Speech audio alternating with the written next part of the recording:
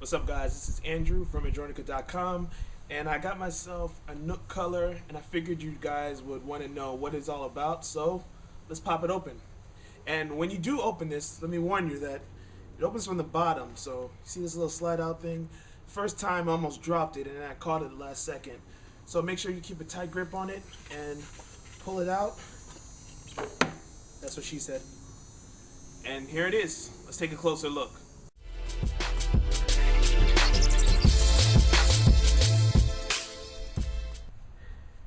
And here you have the Nook color. It's very nice and stylish. It's got this dark gray metal look color to it. The side cases feels like hard plastic. The back is this smooth rubbery type of material. I'm not sure what that is.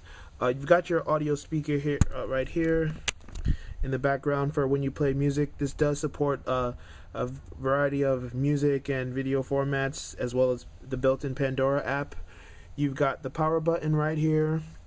You can increase or decrease the volume right here, and this is your home button. So right now I'm going to power it on and hold down on that. Hope that it turns on. Now the Nook is a little heavier than you might expect. It's about 15.8 ounces, which is almost a pound. It's not too bad. I can easily hold it with one hand. It feels very light. It feels like you have like a decent sized book. It's definitely lighter than an iPad. That might feel a little heavy, but it is heavier than the original Nook with the e-ink display. And you've got your 3.5mm headphone jack right there. This is your home button.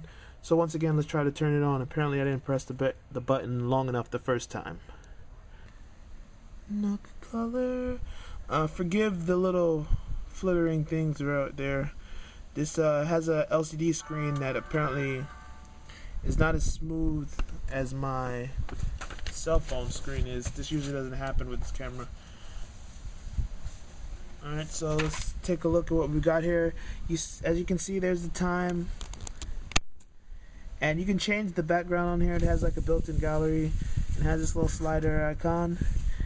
And you can see here, you've got your little options for what you can read.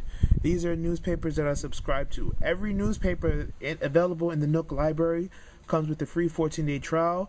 There's also a free trial for what's called magazines, and there's also a free sample for every book that you can possibly buy.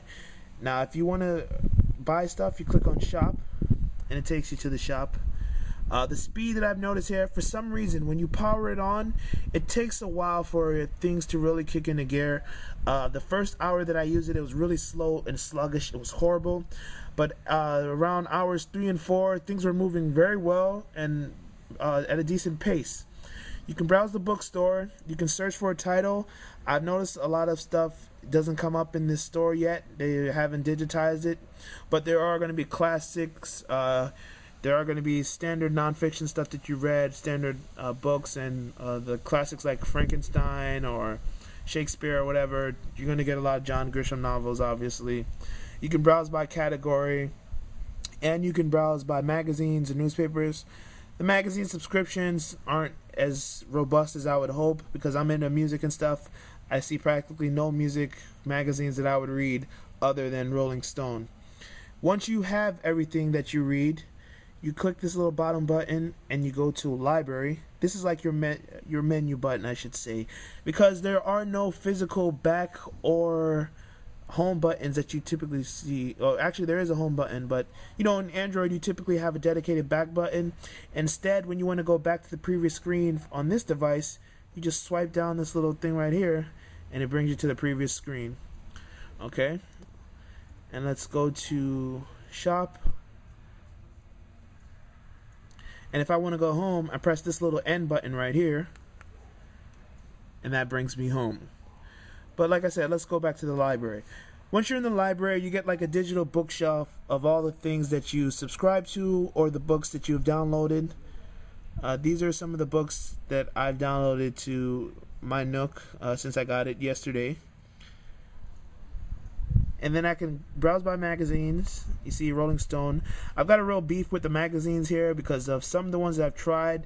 They don't really take advantage of this format. It's basically like a PDF or JPEG image.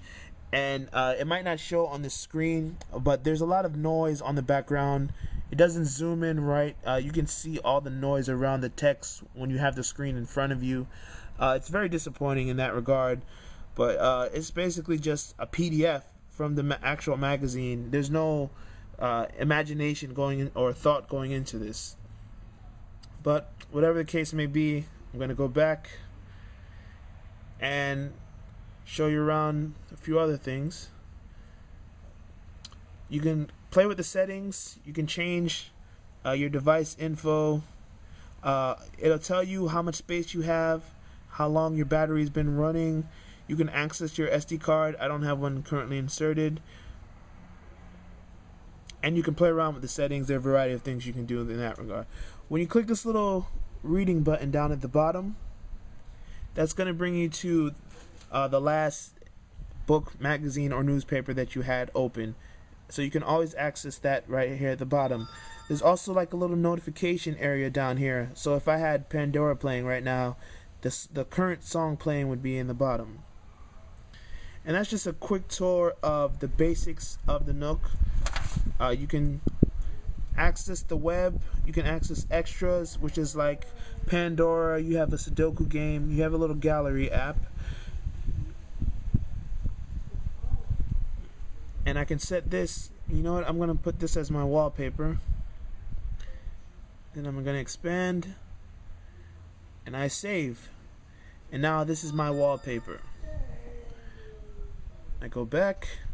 That's basically the most basic few things that you can do with this Barnes & Noble Nook Color Reader. This is a reading device first and foremost. If you're trying to get a tablet to play games or to go on the web a lot, you're going to want to get a what's it called, a Galaxy Tab, or just wait for one of the Tegra 2 tablets that are supposed to come out in 2011. This is not a tablet for heavy media consumption. This is a device for reading ebooks and maybe doing a couple of other things. This is not a real tablet. This is a color e-reader first and foremost, and you will notice that. So trust me, I'm going to say that one more time. This is not a tablet. So this is just the basics. We're going to have other videos showing you other elements about how to navigate and read. And this is Andrew from Majonica.com signing off. Hope you guys enjoy the videos.